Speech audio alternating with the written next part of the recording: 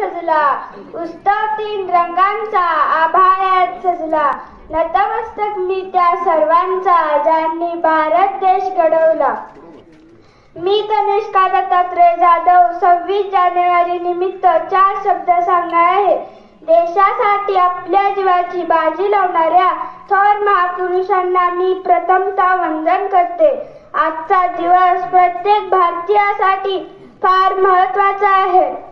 दरवर्षी जानेवारी महिन्याच्या 26 तारखेला हा दिवस प्रजासत्ताक किंवा गणतंत्र दिन म्हणून साजरा केला जातो. आपला भारत देश 15 ऑगस्ट 1947 रोजी स्वातंत्र्य झाला, पण त्याची लोकशाही राज्यघटना 26 जानेवारी 1950 रोजी अंमलात आली. म्हणजेच आपल्या देशाचा कारभार संविधानानुसार सुरू झाला.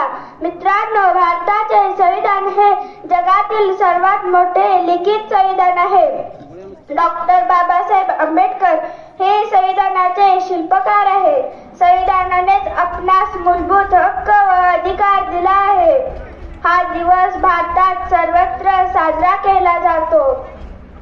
भारताची राजधानी दिल्ली येथे सकाळी ध्वजारोहणानंतर लाल किल्ल्यावर प्रधानमंत्र्यांच्या राष्ट्राला उद्देशून भाषण असते.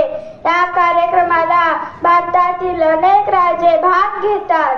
आम्ही हा सण शाळेतही मोठ्या उत्साहात साजरा करतो.